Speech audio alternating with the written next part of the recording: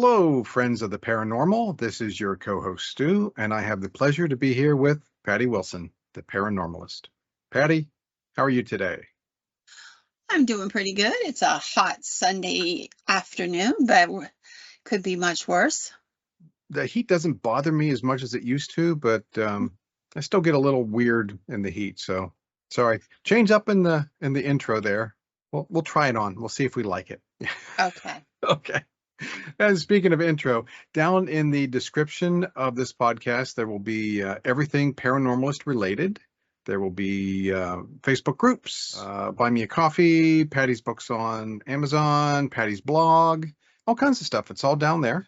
We would like to thank our returning subscribers. Yes. Thank you very, very much. You keep we'll say it, you keep the lights on. You keep us doing this. If we had maybe one subscriber, we probably would reconsider, but we're doing all right.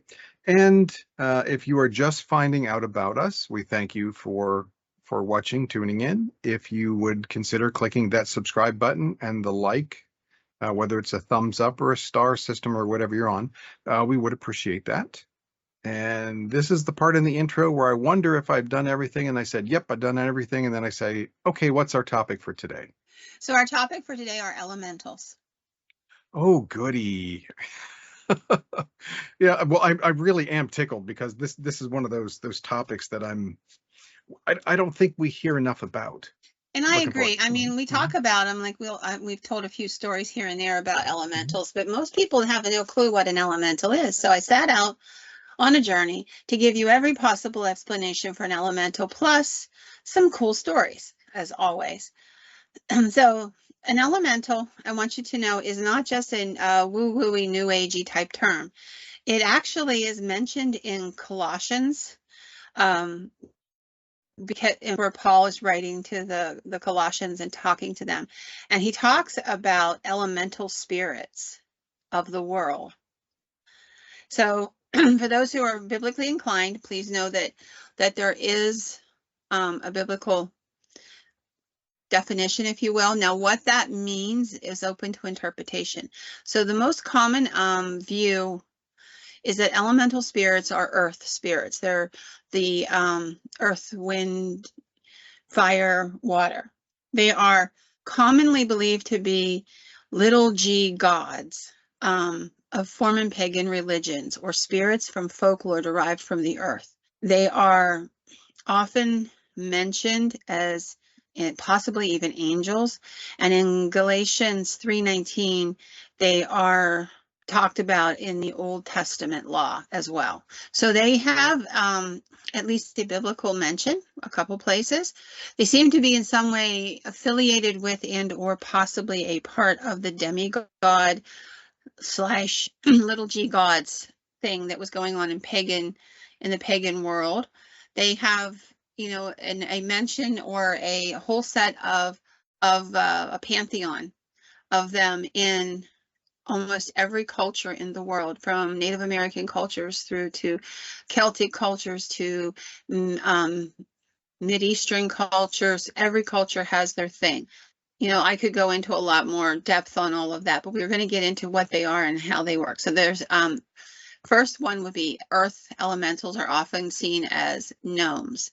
So those are things like the gnomes, the little dwarves, the things like that we talk about are often considered to be part of the elemental races because they're able to shape shift, or they're able to move through time and space in some way. They don't have a known genesis in our cultures, in our world, and yet they continue to exist coinciding alongside of us, but not necessarily something we can interact with at will. They choose when and how, as a general rule. So, one of the things you would notice would be gnomes are these and these elemental spirits are able to shapeshift. So there is actually a passage in, I think it's the book of Jasher. For those who don't know what that is, I'll give you a very brief explanation. So when the Catholic Church met and negotiated or decided what books should be considered holy and put into the Bible, they excluded a group of books which I believe, are in the Armenian and in a couple other nationalities, Bibles. They're considered holy in these other cultures. And for those who don't understand why the Armenians, I would be mentioning them, they're actually the very first nation of people to become Christian, fully Christian. And they have carried these books, the book of Jasher, the book of Enoch, there's a whole bunch, the book of Adam and Eve, there's a whole bunch of these books that were taken out of the Bible by the Catholic Church, but yet still retain relevance to the Bible in that Christ quoted out of them. They're mentioned in both the Old and the New Testament, different quotes and different texts from them. So the book of Jasher is one of those. And in the book of Jasher, they go into great detail about the elementals. So this was something that in that referencing point, that time frame of the Christian, of the before Christianity and with Christianity, they existed. And they're always described as being able to shapeshift. In the book of Jasher, they actually talk about one of them shapeshifting into a body of water in which to trap people. And think about that. Like, I mean, it's one thing to say, yeah, they can shapeshift into a man or a woman, but a body of water? Yeah, you think that you would get some trademark infringement from the water elementals. You would think, wouldn't you? Like, yeah. Mm-hmm. Those hydras and stuff, man, they should be like complaining. But isn't that weird? I mean, they can become trees, they can become all these different things. So it was interesting to start looking into what exactly an earth elemental could do. So one of the most common is called the dryad, and it's an elemental that comes out of Greek mythology.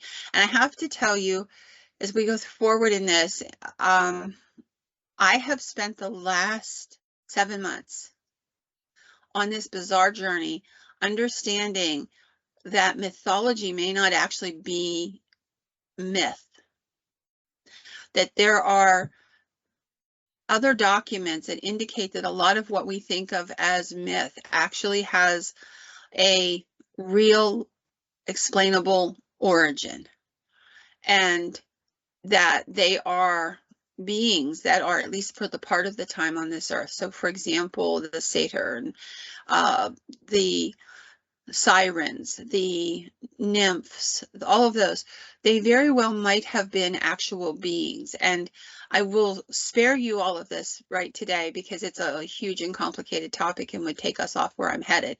But to tell you, I am not as convinced as I would have been a year ago that these are just myths. I think they very well might have a real life existence, both in this realm and through a portal into another. So these beings, these dryads, are, I'm going to read this quote. It's from the Encyclopedia Britannica, and it says they are also called hamadryads. They are Greek mythical creatures, a nymph or nature spirit who lives in trees and takes form as a beautiful young woman, or, and I would like to add, it could be a man, but they tend to go to the idea of being a woman, which makes a lot more sense if you're trying to lure somebody, because you probably would find a lot more guys in the woods in the 1400s or whatever than you would girls. So they would try to, you know, fake these humans out, and they are specific. So like a dryad for a oak tree would not look like a dryad for an elderberry bush, or a dryad for you know, a conifer or anything like that. So they actually had their own attributes that were different for each dryad, and it was associated with the type of tree that it inhabited and indwelt with. And they had this inexplicable biological / spiritual connection with that particular tree that they inhabited, so much so that if the tree died, they died. And I just thought that was really interesting, that they literally were connected to that tree so much so that they couldn't exist without it. Yeah, that's It's interesting that, even though it's a work of fiction, the books of C.S. Lewis, the Chronicles of Narnia, he in multiple places in there he references um, both naiads and dryads, and how that well, especially the dryads with the trees when they were being cut down, that caused them to perish as well. But even back in the first book they published, the Lion, the Witch, and the Wardrobe, mhm, um, Aslan, who is, the representation of Jesus, mhm. calls one of the dwarves a son of earth. Interesting. Hmm. Interesting. I did not know that, but it makes sense. It really does. So we're going on to next water elementals. Water elementals are pretty much what they sound like. They are called undines. That is their official title. They are also known as water sprites, mermaids, um, creatures of that sort. They usually have the power to control the water. They usually are found in fountains, bodies of water. We'll eventually go to Scotland, where they seem to inhabit a lot of the locks and what have you. We're going to visit the American southern states and find that there are a lot of those in water spirits in the South. Native American lore had something called water babies, which were these small childlike beings that came out of the water or lived near the water that would try to entice people into the water, whether it was to save them or to swim with them or whatever, and then would drown them. So you'll find in many of the Native American cultures, they're all different, distinct cultures. They're in their own nations. They have their own religious beliefs and what have you. But there are common threads that run through, and this is one of them, that there were these beings that lived in the water or around the water, and they seemed to want to lure people to their doom. So I thought that was interesting there. But they also had an interest in humans. If you were kind to them in some way, whether you meant to or not, they would bring you, as long as you had been kind and shown them some sort of compassion or love, they would bring you prosperity. But if you angered them, they would also be able to bring you illnesses and death. So they were very much associated with, your health and what have you. I suppose a skeptic or a cynic might say something along the lines of, well, that would make sense because a lot of, waterborne illnesses, a lot of mosquitoes and things like that brought illnesses. So you would understand there was some sort of a connection to the water, but not necessarily what it really was. So, I'll play the skeptic for a second and say that's also a possibility. Every culture, from the cultures in Africa all the way through to the Native Americans and all over, Europe and the Middle East and all over, they all have these stories. So it's a fascinating thing, and we're going to talk about some of them. The third is the fire elementals. They're known as salamanders. And that is because of the lizard with that can turn red. And they are connected eternally with the element of fire, in large part because of the color that they can turn.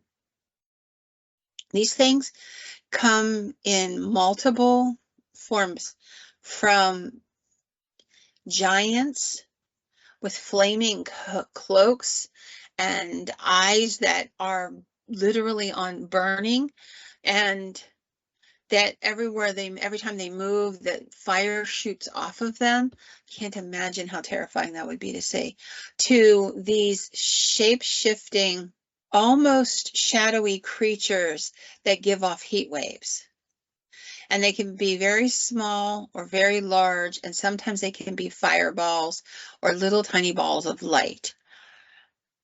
They will often be seen hovering above bodies of water, but not in them. They were also seen as being lizard-like and running on two legs, scurrying away. Hmm. So they have a lot of different attributes, depending on where they're at and what culture you're from. But they definitely seem to be, a being built of fire in some way. And then, of course, there's the sylphs, which are the air elementals, and they have the power over clouds, the snow, the winds, and over the grasses and the elements like gases and stuff that come out of the air. They often are found on top of mountains, and they have a role they have traditionally played in humanity, which is that of inspiration or ingenuity. And they will, basically a temper tantrum. If you annoy them, they'll break objects, cause anger and dissension and fighting, tear things apart with great winds and what have you. And again, you can always make that argument that, well, hey, they knew these things happened and it acts like a temper tantrum when a hurricane goes by or whatever. So you could see where they went and make those connections. Not arguing that, except that there are these bizarre stories that sort of kind of go beyond all of that. And they are part of many cultures' rituals. They are incorporated in modern witchcraft. So they will do spells and incantations and rituals that are to appease one and or more of those particular spirits. And they have been doing this not just in modern times, although there's been a resurgence in recognizing the elementals in modern times. My experiences with elementals have been different in that they were more personal. So I've had, at least running back over my mind, at least 3 to 4 encounters over my lifetime with elementals. We were in Hillview, which is was a nursing home. Prior to that, it was a poorhouse in Western Pennsylvania. And in the basement area, there's like it's a huge structure with a couple hundred rooms and what have you. And it was abandoned, I believe, in the early 2000s. They literally just took the people and left. Their clothes were there. A lot of their possessions were there. All their paperwork and records were still there. It literally looks like, when I first went in there, which was before there were any kind of ghost hunting shows or any of that stuff, I had permission to go in there by the people who leased the building, and it looked like the hospital staff just all got up and walked out. Wow. Files on tables, all the files in the cabinets. You'd walk into somebody's room, the clothes were in the closets or suitcases under the beds. Sometimes there would be pictures and mementos. And then there was an entire room filled with suitcases that never got taken anywhere. I don't know what happened with all that, but just that if you can imagine walking into a great big storage room and it's filled with suitcases, and as you're looking through the stuff, you realize, oh my gosh, almost every suitcase in here is full. And in that area, there is an entity that has been encountered many, many times. And it seems to be an elemental, and it seems to be attached to that back area and that back wall, which then also leads you into a little tiny private cemetery from when it was a nursing home. They had enough property there that they had a little cemetery in the back. I think it was sponsored by the county. Whatever it was seemed to guard that area. It was small and dark and hunched, and many people have seen it over the years. And it has this air about it that it doesn't want you there. And you're intruding on something, and you'll sometimes see like the dark shadowy thing scurrying back through the wall towards the cemetery, which is literally on the other side of that wall, about 10 feet. So I've had that experience of seeing that on multiple occasions. We told the story about the water elemental that was attached to that creek and attempted to drown people throughout the years. And then in West Virginia, I encountered one, which was a new one for me. And that was sort of, I want to say tall, but by that I mean about 5'6", 5'7". The other elementals were more like 4 feet tall, 3-4 foot tall, something like that. So this was tall by elemental standards, like 5'7", almost 6 foot, very thin, and very lizard-like. Those were the 3 types I've seen. So the one was the one was a cousin it kind of looking thing, kind of long, hairy, undefined. That was the one that was near the water. And the other one was in the woods in West Virginia, outside of a property. And then the third one, as I said, was just a black mass with a, it appeared to be hunched over. You just got that hunched over silhouette. So those are the ones I've encountered. So we're going to go talk about a little bit of these and what are they and why that's important. Because, and I'd like to answer why this is an important topic. So this is an important topic not only because it's titillating, which it is, I find it fascinating, but also because these things are, if they're real, then they are interacting on this plane of existence with us and have been for a long, long time. And they are willing, in some instances, to help us, but they're also willing to kill us. And so understanding their thought process and what our history with them is, I think, almost vital, because as we go through this whole process, you're going to come into learning that there are several sources from different parts of the world that indicate that we might very well have things they want. So not only do they get annoyed with us, but the reason that they haven't just left us behind and just ignored us is because we have attributes they need or covet. And they have attributes that we don't understand. And we'll talk a little bit more about that as we go. But let's talk about an encounter, if you will. So this is an encounter from a woman who shared it. She's from the Philippines, and she says in the Philippines, these elementals are called inidos or encantos, and these encantos are these creatures that were washed up by the ancient Filipinos until Spain came in and brought along with it Catholicism a few hundred years ago.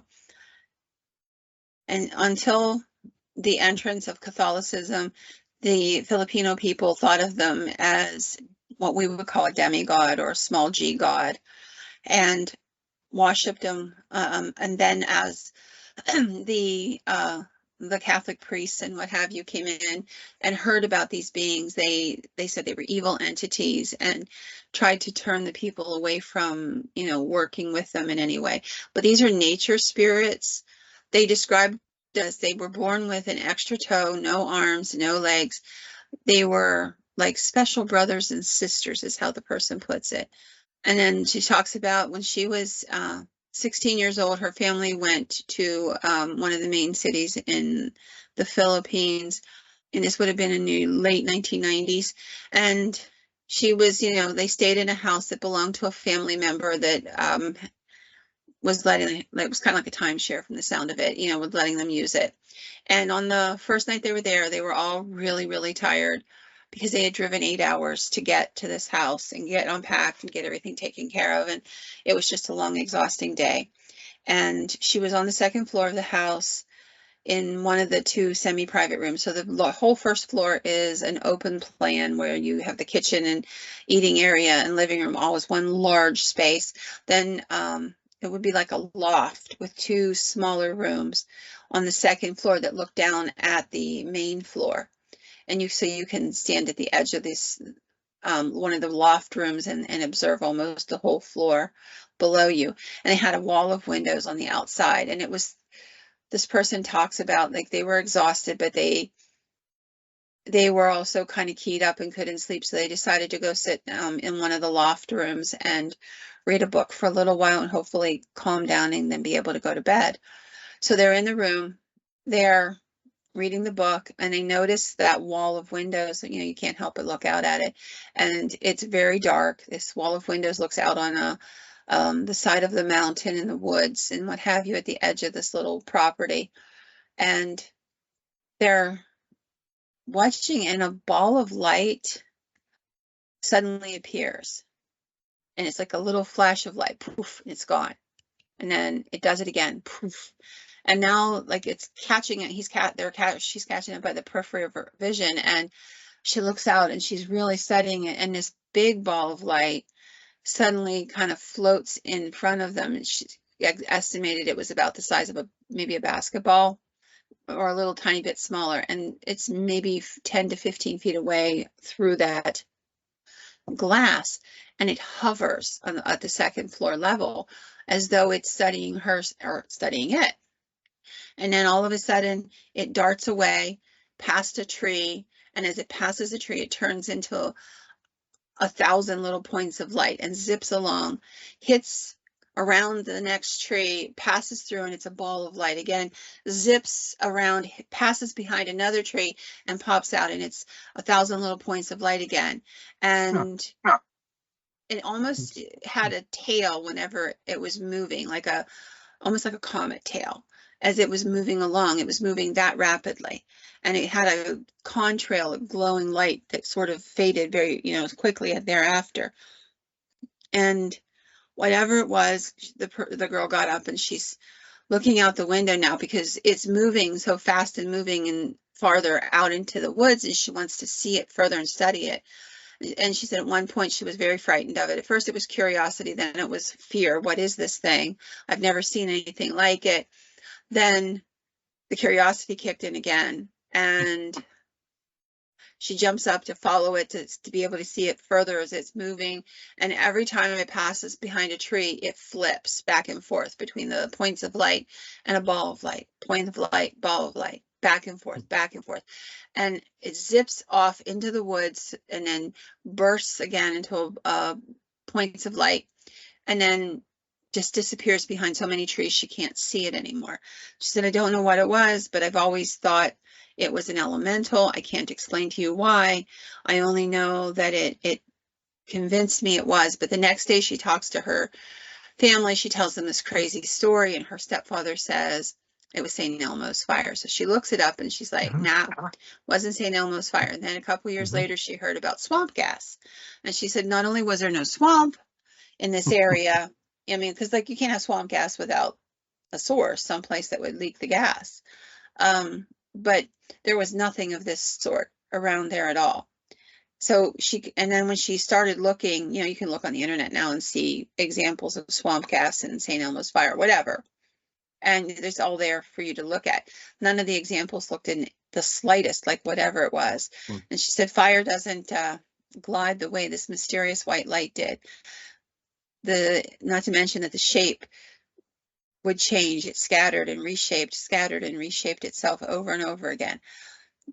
Does not know to this day what exactly she saw, but she is completely convinced that in her own mind, this was an elemental, an earth spirit checking them out. I know when you first were describing that, I'm thinking that sounds an awful lot like St. Elmo's fire, or whenever you said the balls.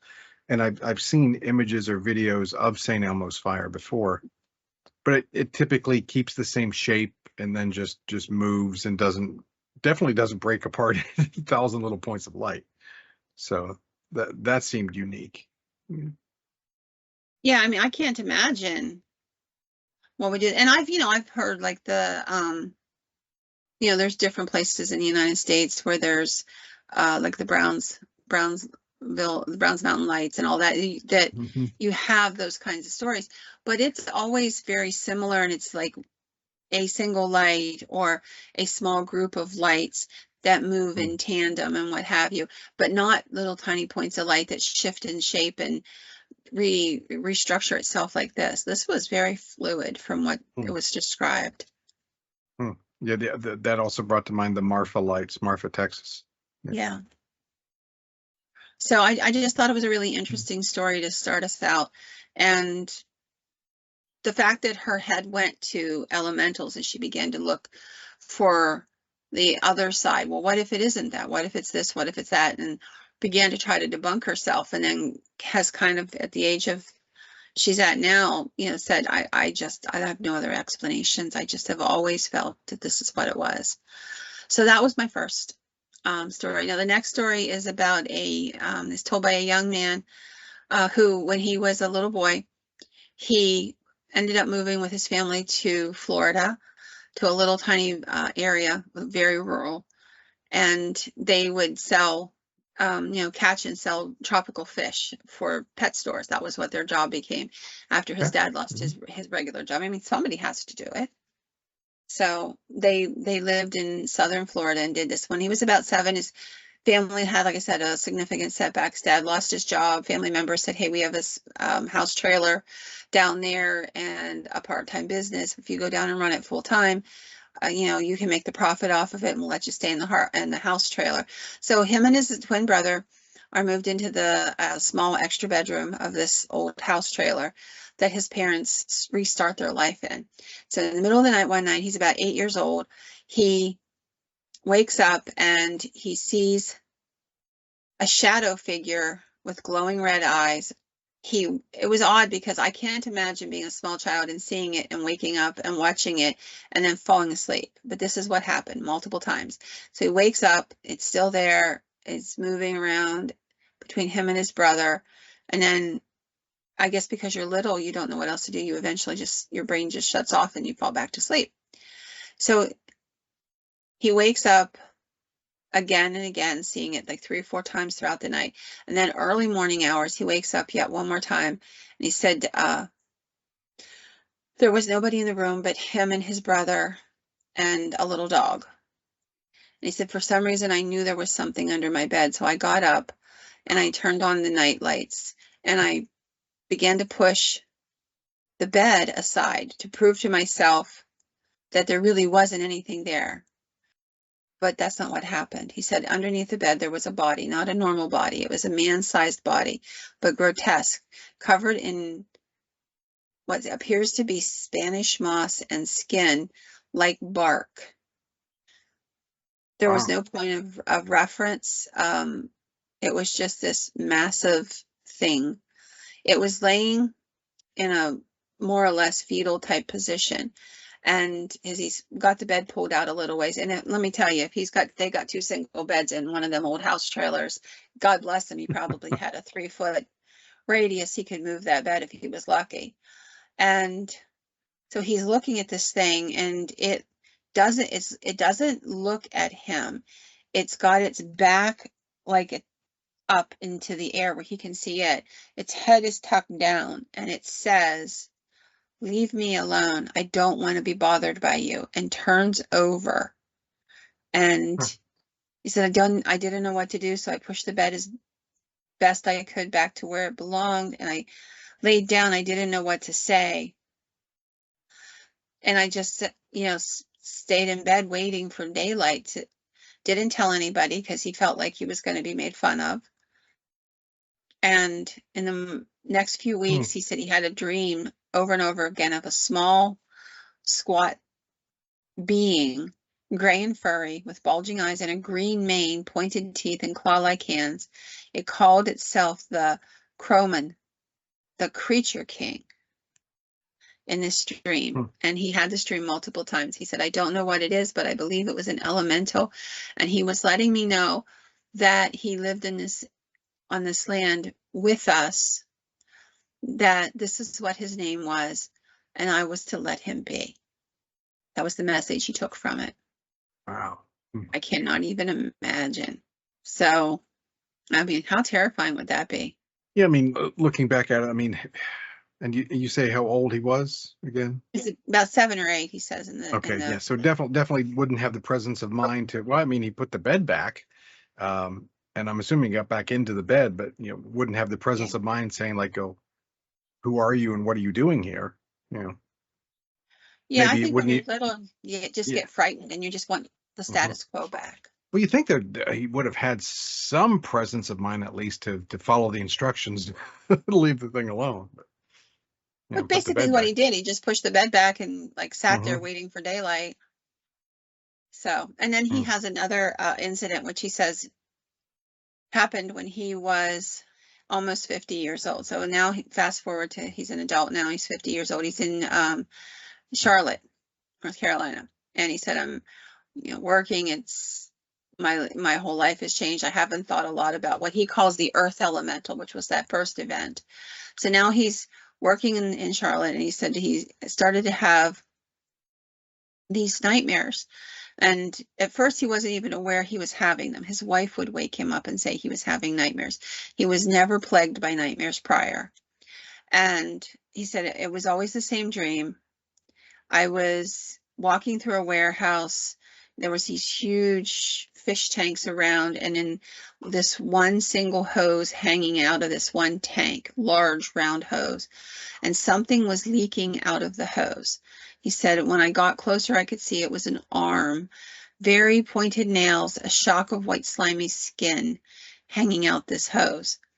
And it began to move, and I could see this being in this huge aquarium, and it became a female with very warped facial features and long brown green hair. And it began to talk to him, and it said, I need to tell you that your death will be caused by Parsons or Parnas. He's not sure which. And then it would slither back down into the hose and just be gone. And that would always, every night, it would say the same thing. And he said, I think this was a water elemental that was trying to warn me because I had abided by the wishes of the elemental from my childhood, so I was not a threat. And it was warning me to stay away from Parsons, Parsis, whatever it is. So I don't know what else it could be.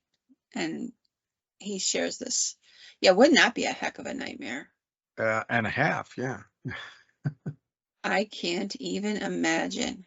I mean, you'd spend the rest of your life constantly spooked by avoiding that name, streets, people with that name, buildings with that name. I mean, my goodness.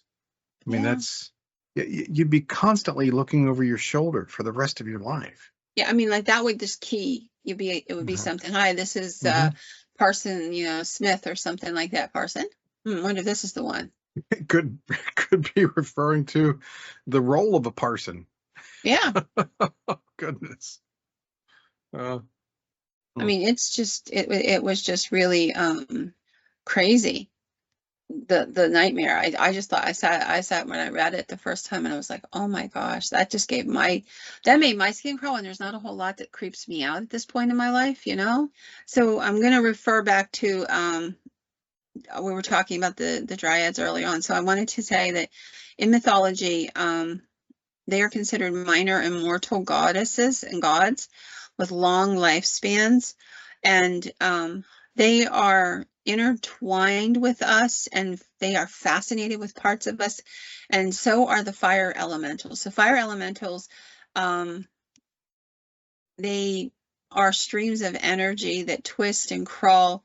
They're also this one that I read about that fascinated me, but it has got to be the scariest thing. If you can imagine looking at fire, like a forest fire, we'll say, and you see in the fire a being crawling through the fire that's raging all around it, and it's crawling, but it's not dying. Yeah, that would be, I think that would be an evacuation moment. Me too. I'd be like, holy crap. Nope, not going anywhere near that. And the interesting thing about the salamanders and the fire elementals is that they seem to have an association with the jinn. They may even be jinn. So there's a couple places where this warps around, and they could either, elemental spirits get intertwined with the jinn and with angels. So sometimes they are described as being a form of angel or a form of jinn. And it's fascinating. There's also one of the salamanders that, let's see here, is giants in flowing robes protected by sheets of fiery armor, and medieval authorities, among them the Abbé de Villars, held that Zoroaster was the son of Vesta, believed to have been the wife of Noah. So Vesta was the name of Noah's wife, and that she was impregnated by a fire spirit named Oromasis. And from that, she gave birth to this being, Zoroaster, who is a fire elemental.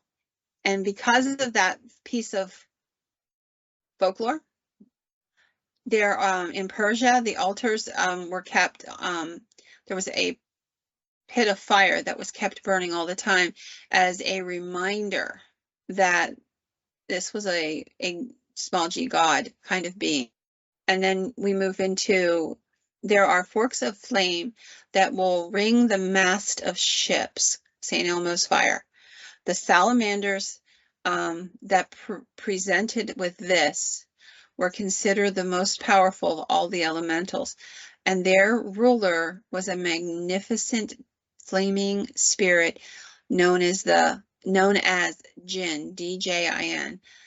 Terrible and awe-inspiring in his appearance, dangerous, and the sages were warned to keep away from them, told that these ancients were here as a cornerstone of creation, and that they had special influence over any kind of tempestuous temper or heat, including animals and men, anything of an emotional nature, as well as the physical concept of fire.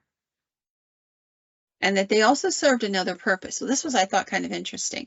So there's a philosophist named Jeffrey Hodson. He's going more towards the Aleister Crowley stuff now. And he claimed that he had an experience with one of these elementals, these fire elementals. He described it as golden yellow and flame-like in color. A giant man built of flame. In the hand of each of these beings he saw was a spear, and on the head of the spear a golden crown of living fire. Flames shot forth from these beings on every side. Every change of consciousness sent forth a tongue of flame. Every gesture flung a flood of fire. They formed an august body of solar fire angels, who each at his station were the petal-shaped tongues of flame rushed forth and encircled the sun. Through them passes power to be transformed in passing, lest its naked energy destroy the system which, by their mediation, it regenerates and transforms. They shield the solar system, lest the fiery power should blind the eyes of those to whom it is a source of light, burn those to whom it is a source of heat, and shatter those to whom it is a source of power. That's exactly what he wrote about having had this vision of them. And the interesting thing as you go through cultures is that fire is a regenerating force. So, like the Native Americans would burn off the prairie every year so that it would come up lush and green again and they could subsist on it, correct? The livestock, that the animals that they needed, the buffalo would come back and feed, and then they could kill them and survive. So although fire is a horrible, mass that burns, it also has a regenerative force that has always been a great part of it as well. And I would like to read you another bizarre ancient encounter. So there's a encounter, it's called, of a person named Pyram. Pyram shifted between his world and that of another being called Hidadara. Hidadara's voice and the energy field that he created had already opened the gate. We're talking about a portal. Purham needed to step into that space in the blazing red light to perceive Haradara's face to face. In turn, Haradara perceived Purim coming toward him in the magic mirror, which was at one end of his room. So it reminds me very much of, gazing, where you look into a mirror and you seek for something. So Haradara was looking into the mirror and he saw Purim step out of the mirror. This is what's interesting. Stepped out of the mirror and into the room in a salamander's body, appearing physically in this world, our world, by virtue of the energy medium of fire that Haradara had created in order to call him forth. So he's claiming that he was able to manifest this being in a mirror, and that by doing so, he was able to convince this being to step into our realm, and that it stepped out of the mirror into the world he was in.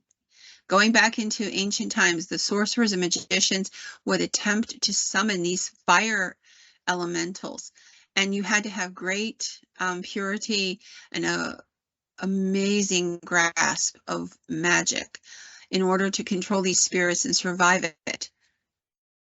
Now, why does that, what sounds like a bunch of hooey, make any difference to the world? So if you go back in time to the beginning of how magic was created, magic wasn't actually created. Magic was taught, and it was, the origin of magic is the Watchers. So when the Watchers began to fornicate with women and go through that whole process that we have talked about before of making deals with the fathers of these young women, that in exchange for allowing them to marry their daughters, they would give these men power. The power they gave them was magic, was the ability to conjure, to have alchemy, to wage war. There were no implements of war at that point. The Seraphim, who was leading the Watchers, is the one who taught humanity how to create war.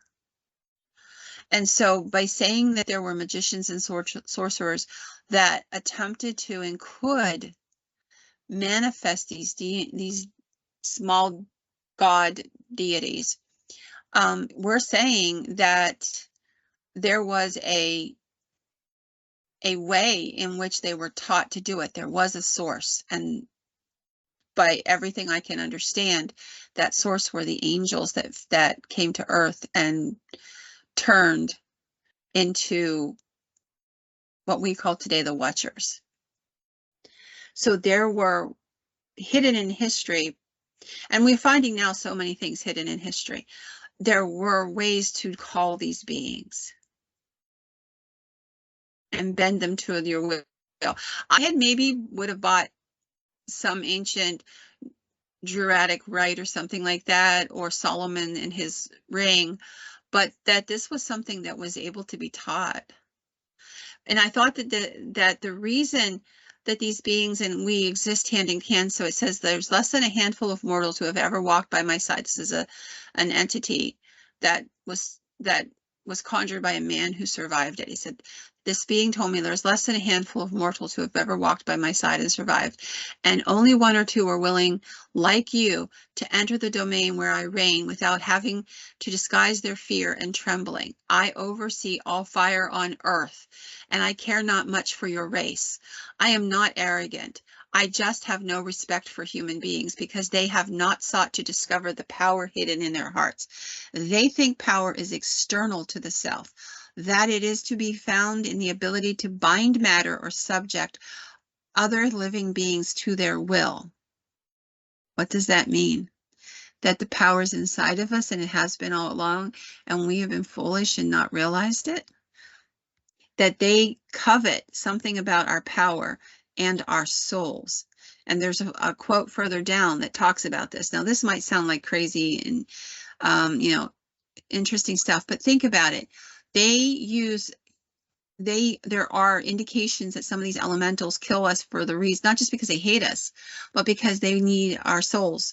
They need beings. There's a place further down where we're going to talk a little bit about them actually wanting to raise our souls to create an army.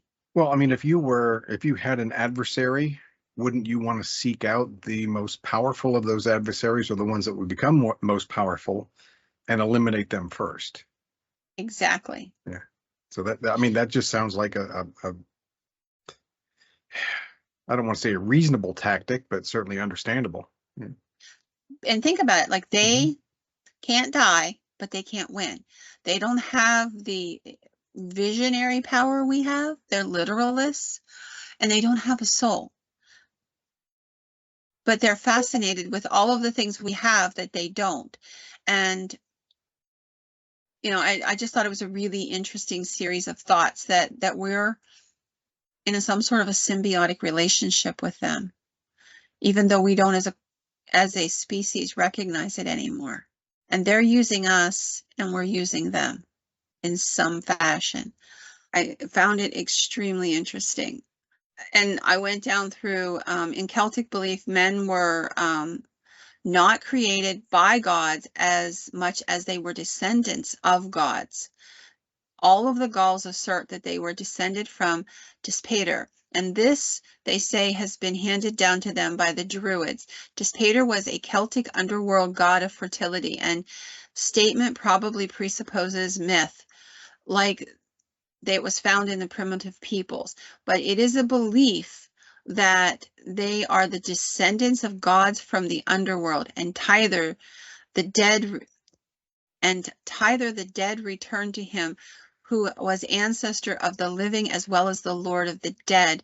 And this is where they talk about how they wanted to raise an army of humans who are dead, of souls that have shed the mortal body, because the soul can't die. It will fight eternally.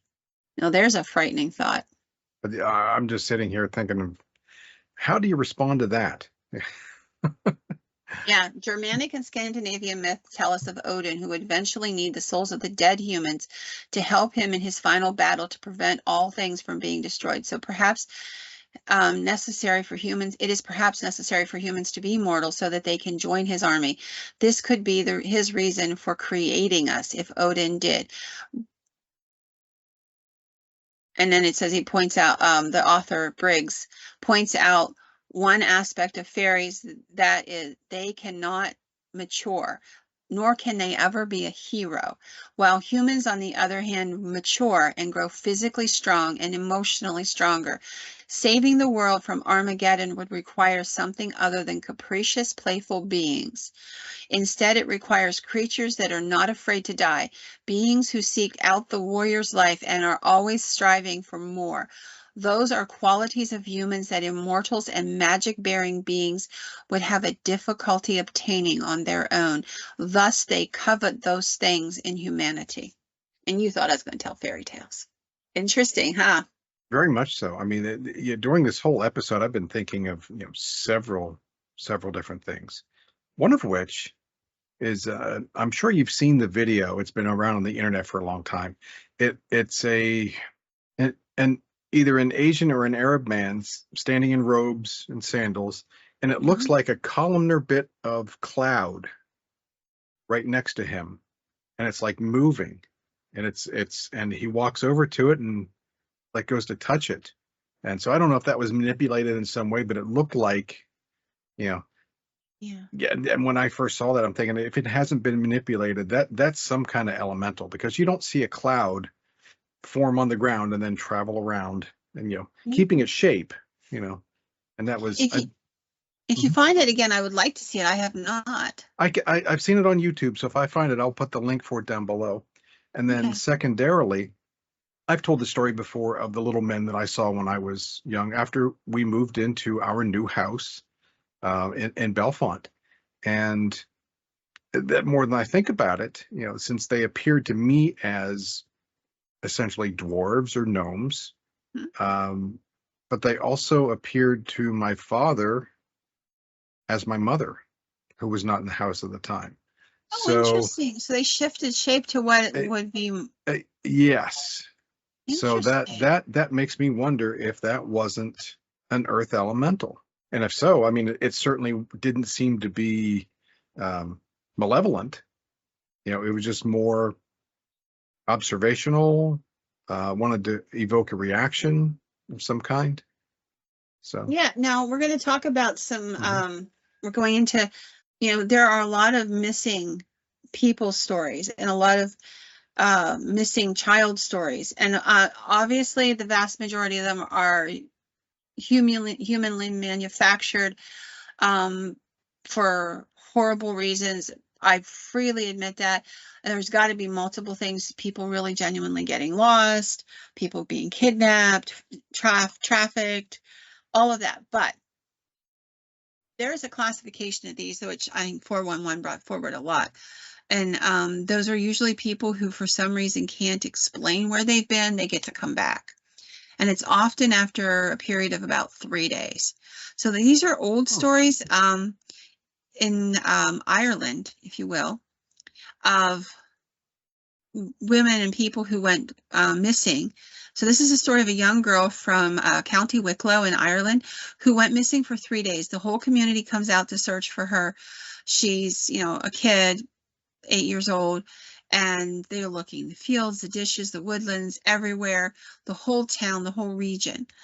And finally, the girl just sort of reappears, walks down the road, and of course somebody recognizes this is the kid we're looking for. They take her to the police, and she is asked what happened, where was she at, and she tells her parents and the police that she had been taken away by the tiny men in red. That was all she was able to tell them, is that the little tiny men took her, and nothing traumatic happened to her. In another such story, a woman went missing overnight. When she was returned the next day, literally, she disappeared from her home in the middle of the night. Next morning, she's missing. In the afternoon, she suddenly just appears in the front yard and is there. And she tells the people who've been looking for her that she had been in a lovely city and she saw lovely ladies who all bowed to her, and it was most beautiful. And then she just awakened in her own front yard.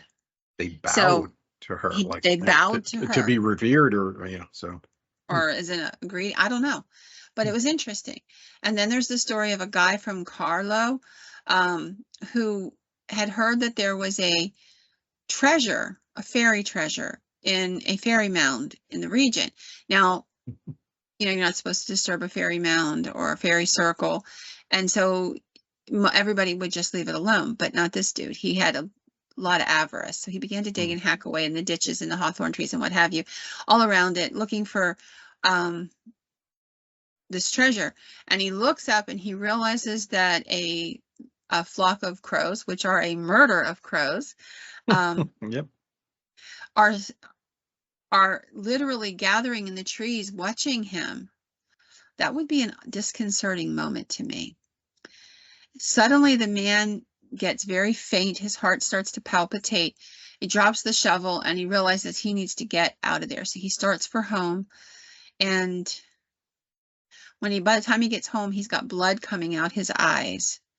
And he collapses in his front yard and he dies. After telling his family he should never have dug into the fairy mound. So you don't want to cross them. Promise I won't. I have great respect for fairy mounds. We had a fairy circle in the front yard out here that developed this spring. And interesting. Okay, so a fairy circle is nothing more than a circle of mushrooms or four-leaf clover, or clover or something that grows in a perfect circle. We had one of those in the front yard this year. It was about 3.5 feet across. It was significant. And it was clover, and it was a perfect circle. It looked like somebody had literally made a perfect circle, and it just grew. And I kept saying to my son about, don't mess with it, don't mess with it. Just leave it alone. What's the harm? I mean, if nothing else, it's kind of pretty, And I honestly believe he annoyed him. So what he did is he went out and he mowed it. I just told him to mow around it. What's the harm? And he wouldn't. And he mowed it over 2 or 3 times. And it began to warp and change shape, and then it just disappeared. It's just gone. I'm not going to tell you there's no clover in the front yard, because there's always been a little bit, but it's not a circle anymore. There's not even a discernible amount of it in that spot. And interestingly enough, from that point forward, things started breaking down for him for a while. So I can't prove it, but I can tell you, I don't think he should have messed with the fairy circle. I've had them in my yard before, but in all fairness, though, when they've happened, it was where a tree used to be. Yeah. So I'm thinking so you got decaying tree roots under the ground. Yeah. But tree roots aren't typically in a perfect circle. You know, they go out in a lot of different directions, especially the tree that this was. So yeah, that was, yeah, I just left it alone. And when it was gone, then I mowed.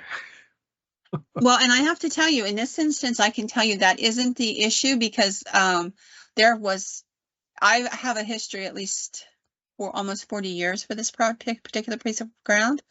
And in the last 40 to 60 years, I know of no trees in that spot. I would be remiss to say, oh, there's never been a tree there. I'm sure there were trees there at some point, but nothing where there would be like decaying vegetation that would justify it. And again, I've been on the same piece of ground off and on for the last 38 years. I don't remember ever seeing anything there. It's in what would have been at that time my in-laws' front yard. I was there almost daily. So I can't tell you I've ever noticed it before this summer. But it just was an interesting, whatever you want to call it. It was coincidence, whatever. So we're going to move on to water spirits. So water spirits, as I said, you see a lot of that in Native American lore. And you also see it in African American lore. You see a lot of it from South Africa, from Central Africa, West Africa. They talk about these spirits. So when they were relocated to the United States as slaves and what have you, they brought with them some of their belief systems. And among the things that they believed was that there were these spirits, and they called them Simbis, and that these Simbis were water spirits that inhabited, actually, it could be a creek, it could be a sinkhole filled with water, limestone springs, and what have you. So there is a gentleman who published an essay in 1860. His name was Henry Ravenel, and he wrote, it was called The Limestone Springs of St. John's, Berkeley. And he talks about going to these plantations, one in an area called Woodboo and another one in Pooshie. I don't know who made up these names, okay? Just can't help that. Those were the names of the places he visited. There were plantations in both places. And they were near a place called Fountain Swamp. And this area now is part of Lake Moultrie. But it was at that time just little, bodies of water that over time were probably assisted in becoming a large body of water. And this was an area where there were Revolutionary War battlefields, things like that at the time. And he talks about how the people from the area believed that these sinkholes and what have you had different spirits. He said that he read the documents of a gentleman by the name of Mr. Ruffin. Mr. Ruffin had visited the same area in 1843 and had made notes about it.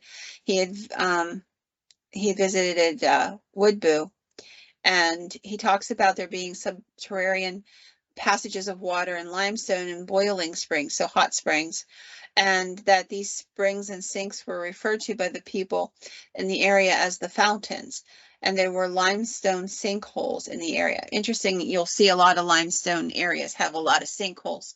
I'm not sure the geological reasons for this, but I'm sure that there are some.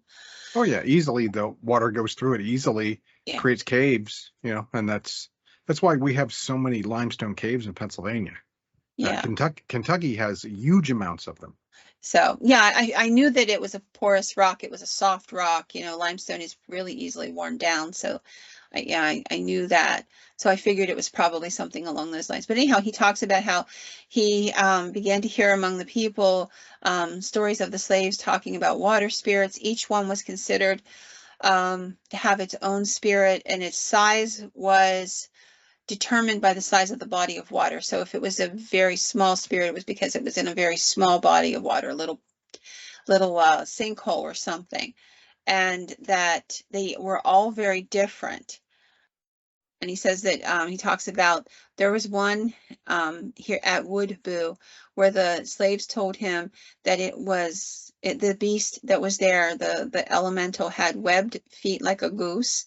There was another man he interviewed. He said another elderly slave stated that as a very young boy he had seen one at another one of the fountains They called them Simbis, as most of them did, and it was seated on a plank which was laid across the water, and had long brown hair on her head, and it hung down so low, and covered her face and her whole body and limbs, and he saw no features, nor could he answer any of my questions, whether she was white or Negro, except to infer what he did from her long hair. After seeing her, she glided into the water and disappeared. He said that the old man told me he was very young at the time and very frightened. And then he goes on, he talks about others. So there is a series of these stories from multiple different places, some of them by slaves, some of them by local whites, some of them by Native Americans, but it seems that they're all, in some fashion similar. So at the very end of the whole essay, he talks about there were Indian folklore dwarves, water babies, and old women variously inhabiting springs and other wet places, along with the Simbis. And these were all believed to be elemental spirits of some sort. And if by some chance a spring was destroyed or much injured from any cause, like flooding or somebody damming it up or something like that, the Simbi would leave it and the water would dry up. The Simbis kept the water flowing and were vital to the prosperity and the life of all those who used the spring or fountain, as they called them. So that was interesting. Go Yeah, ahead. it is. When you first mentioned the name Symbi, the first thing that came into my mind was a symbiotic. So I wonder if that's a derivative word. I don't know. That's interesting. I hadn't thought of it that way. And then we're going to talk a little bit about kelpies, which are also water spirits. These are almost always very large, beautiful black horses or white horses. And they appear at the edge of water. They're a Scottish form of a water spirit. And the kelpie, it says, a kindly old magic woman, or not so kindly magic woman, would recreate herself as a kelpie, a horse, and was known to haunt and lust after the lots of the locks. Say that a couple times fast. And then he talked about stories. He talks about in this particular section, they talk about these spirits can change shape. They can look like a beautiful woman or a handsome man. Then they'll shift back into a large animal, large horse. And they say the horses are absolutely gorgeous. They're almost always presented as stallions. They are known to do, to kill. So, for example, there's this story about a kelpie that appeared at the water's edge. It was a very friendly horse, and there were children playing around, approximately 10 children playing around the edge of the water. You know how little kids are, they like to skip rocks and paddle splash and what have you. And this horse came up and wooed them by being very calm and patient, and they all wanted to touch the horse, and they all got up on the horse, and the horse stood perfectly still. And even though there were a lot of children, it seemed like the horse had enough room on its back for all of them, except for this one little boy who shied away, who just was afraid of the horse. And the horse waited until all the other children had climbed upon its back, and then in one very fluid move, it dove into the water and down under and didn't come up for quite some time, and the bodies of the children were later recovered from the loch. The boy who was left on the shore, who hadn't gotten on the horse, said the horse's back seemed to grow in order to hold all 9 of the other children. That's unfortunately they lost their lives, but that's interesting. Yeah, it's a fascinating concept. It also reminds me of the bloody washerwomen, that you would see in the Scottish lore, kind of a being. Everybody thought of them as a harbinger of doom and bad luck. Are they elementals that appear to warn humans of what's about to happen? It's interesting, and there are many stories of them of the Kelpies doing things like that. Also stories of them being able to control the water, creating sudden floods, sweeping victims out into water that's suddenly much deeper than it should have been. Sometimes they're heard shrieking and wailing as if to warn before horrible storms arrive, as if to give the people who hear time to, get away. They will be human form, but in their human form, their hair often is matted with seaweed.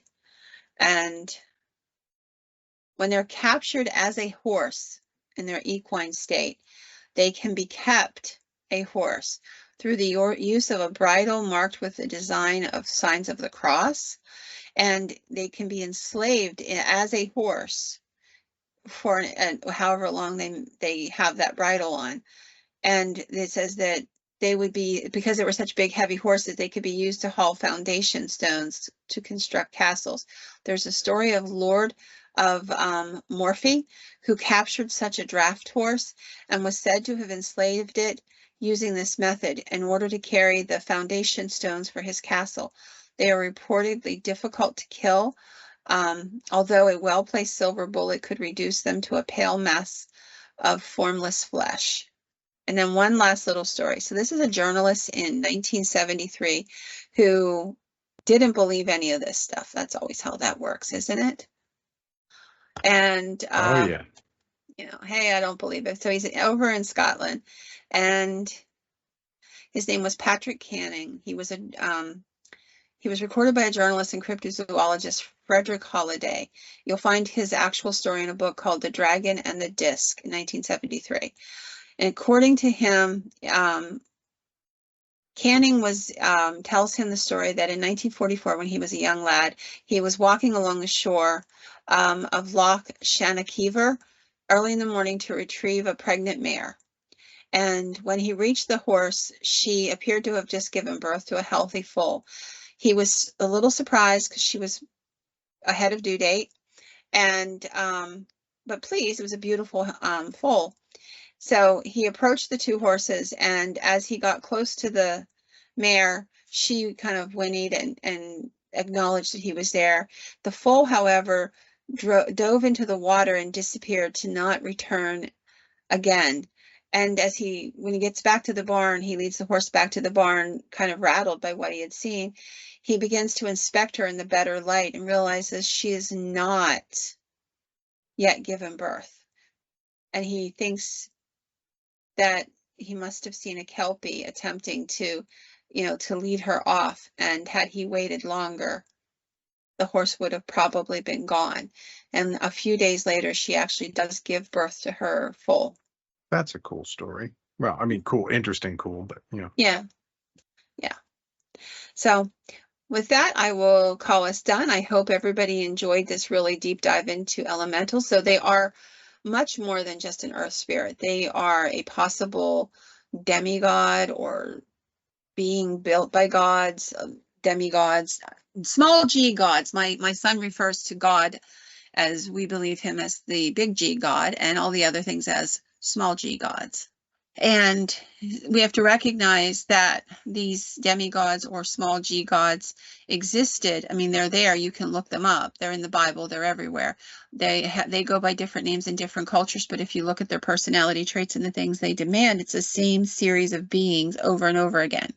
We could go into depth on what they are, where they came from, all of this stuff that happened, but there doesn't seem to be any question that such beings existed and still do, because they can't die. They fall back into and hide themselves from humanity when it serves their purpose and rise up when it serves their purpose. And recently, I would say the last 8 to 10 years, we're noticing them more. Although when you start knowing what to look for, you'll find that you can look back over modern history and see their handprints on the wall in multiple places. And it's a fascinating, like I said, deep dive that I've been going on. Not sure how much of it our listeners would like, but if you want to share or you want to tell me stop talking about this stuff, let me know. With that, I'm done. All right. Well, thanks everybody for sticking with us through this episode. And don't forget to click the like and subscribe. And with that, I will say good night. Good night.